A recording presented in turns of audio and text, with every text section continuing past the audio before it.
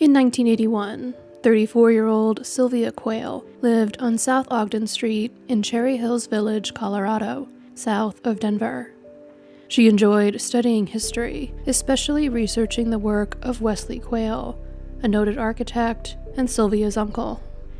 Sylvia was able to incorporate her interest in architecture into her career, working as a secretary at an architectural firm. Sylvia was very artistic and ambitious, which led to her not being satisfied with just one job. She used her cooking and baking skills to start her own business, which specialized in creating wedding cakes. Her other artistic skills included making pottery, and she created pieces that are still treasured by her sister today. Sylvia was very close with her family, which included her parents and her younger sister. Her parents' home was only about 150 feet away from her own, and she had coffee with them every morning. Sylvia did not make it to this daily coffee date on August 4th, 1981. She was last heard from around 11 p.m. the night before, when she spoke to her sister on the phone. Just before 8 a.m. on the 4th, Sylvia's father, William, went over to her home. When William arrived at the home, the storm door and front door were both open, and he could see inside the living room from outside. His daughter's body was immediately visible on the floor. Sylvia was lying on the floor, her spread legs facing the door. She was nude from the neck up. Her red, long-sleeved shirt had been pulled up so it covered her face from the nose up, and her arms were still entangled in the garment above her head. A white towel had been thrown over her to cover the rest of her face and her neck. William quickly called for help, but he could not do so from Sylvia's house, as someone had cut the phone line inside the house, as well as pulled down the phone lines outside. William moved the towel on his daughter's face to try to cover up her body before police arrived. He told them how he originally found it, and they moved the towel back to its original position to properly document the scene. Sylvia had been sexually assaulted, stabbed, and shot. Red marks approximately the size of fingers on her neck indicated that her killer also tried to strangle her. Extensive injuries to her hands and fingers showed that Sylvia had aggressively tried to fight off her attacker. Sylvia's cause of death was ultimately ruled to have been the blood loss caused by the 3 stab wounds she had sustained, which had pierced her heart and both of her lungs. The .22 caliber gunshot to the top of her head was ruled a secondary cause of her death. A bloody knife was found a few feet away from Sylvia's body, as was a pair of underwear. A small pool of blood was found behind the home's front door, and what court documents would later describe as a significant amount of blood was found on Sylvia's pillow in her bedroom. Drops of blood were found between the bed and the bedroom door. The killer appeared to have first attempted to enter the home through Sylvia's bedroom window, a conclusion authorities arrived at based on a hole cut into the lower corner of the window screen.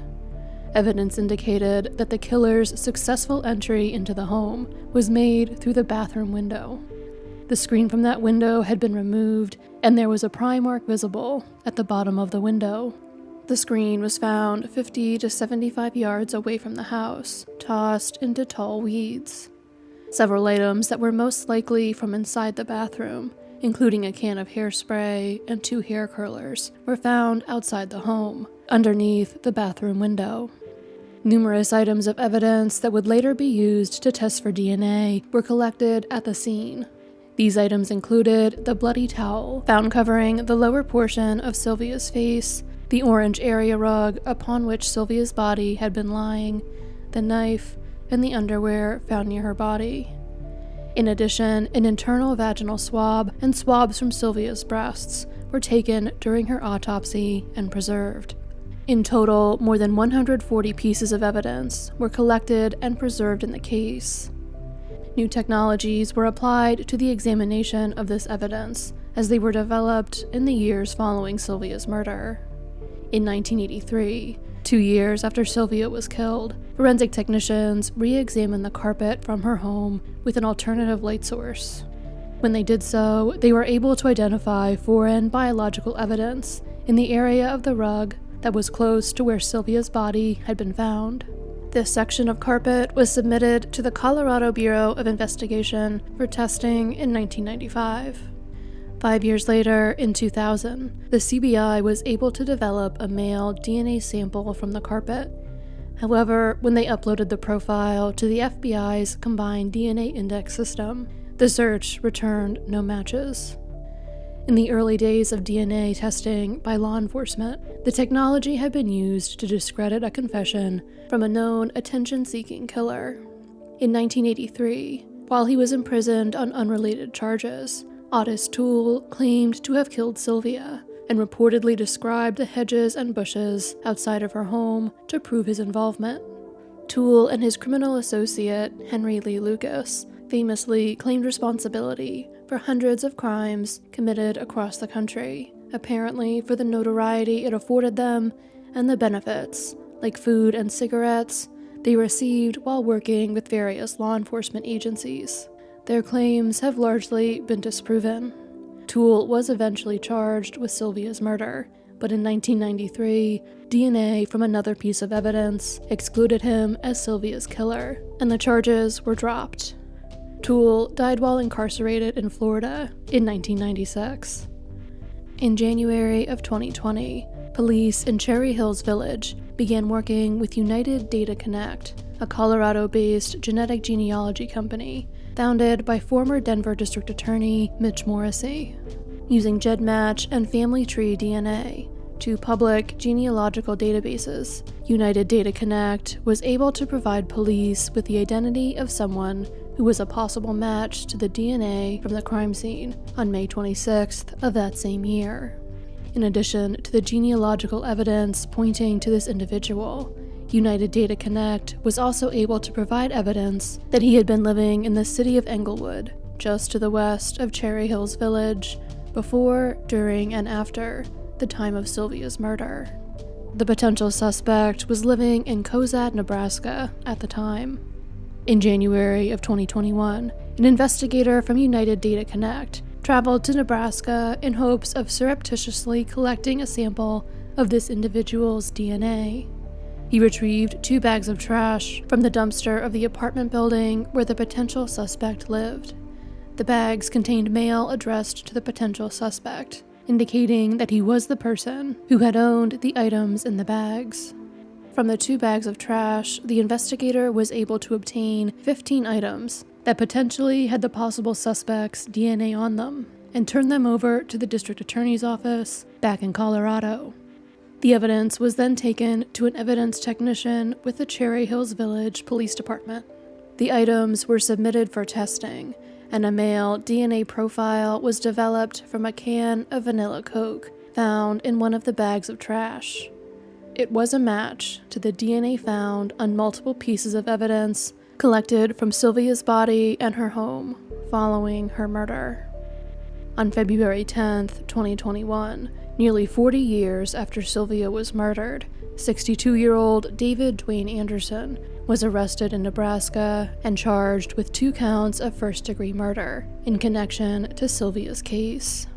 One count alleged that Sylvia was killed after deliberation, and the other alleged that she was killed during the commission of another felony. Anderson had been just 22 years old at the time of the murder. While he had never been arrested for violent crimes, he did have a criminal record. Between 1981 and 1986, he was arrested on 8 separate occasions for committing commercial and residential burglaries. During one of the residential burglaries, he had entered the home by discarding the screen to a bedroom window. Anderson agreed to an interview with investigators, during which he denied knowing Sylvia Quayle and stated that he did not know how his DNA ended up in her home. Anderson's first trial began in March of 2022. During opening statements, Anderson's defense team argued that he and Sylvia had consensual sex, explaining the presence of his semen on so many of the pieces of evidence from the scene. His DNA had been found in the swab taken from Sylvia's breast, and in the semen found in her vaginal swab, on the carpet near her body, and on the towel, which also contained Sylvia's blood that had been left on her face.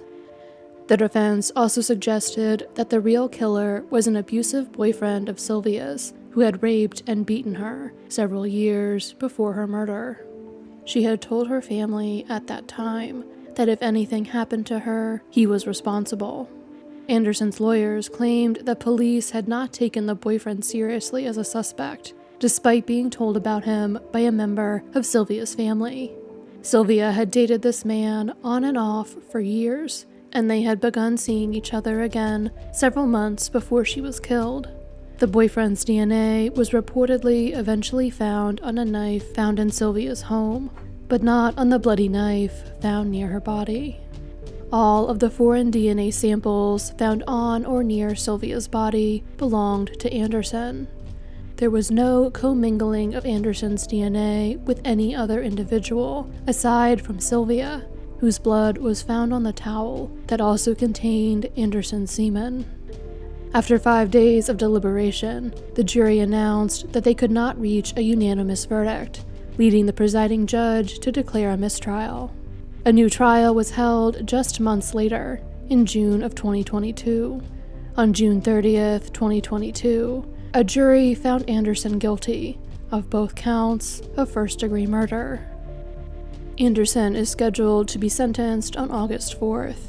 While current Colorado state law does not allow for parole following a conviction for first-degree murder, Anderson has to be sentenced under the guidelines in place at the time of the murder, meaning that even if he receives a life sentence, he will be eligible for parole after 20 years. Sylvia's parents did not live to see their daughter's killer identified and convicted. William Quayle passed away in 1999, and Mary Quayle passed away a decade later. Sylvia's sister and brother-in-law were able to finally learn who had taken Sylvia away from them more than 4 decades earlier. Following Anderson's conviction, District Attorney John Kellner stated, "This verdict should give hope to all those who are still waiting for justice, and for any killer who still thinks they got away. Know that we are still coming for you."